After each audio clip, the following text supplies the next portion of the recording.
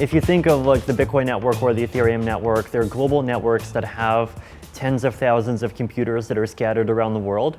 But unlike previous kinds of decentralized networks, so if you like BitTorrent, for example, things like systems like Bitcoin and Ethereum also can keep track of some kind of information. And the algorithm that they use to keep track of this information is called a blockchain.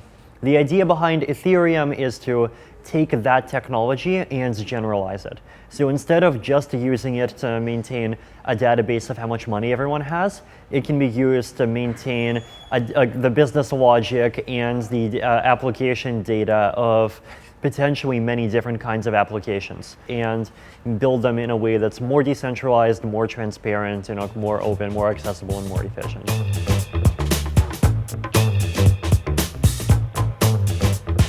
I would say in general, like any new technology, especially technologies that are very general purpose, are going to be used both for good and for bad pretty much always. So if you look at the internet, for example, like on the one hand, like criminals use the internet to organize, but on the other hand, like police forces use the internet to gather large amounts of data to help them with investigations. We have faith that the basic principles behind the technology and the kinds of things that it enables are going to ultimately lead to much more good than they lead to bad.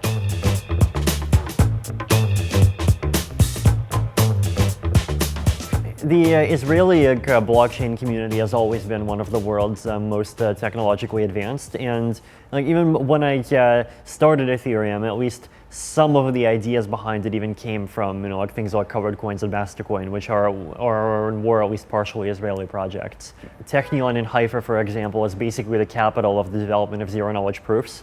And even though like Zcash is not an Israeli thing, Zcash, the cryptocurrency, still does heavily, completely depend on this technology which was developed here. And so I think even, especially in that sense, it's played a very significant role.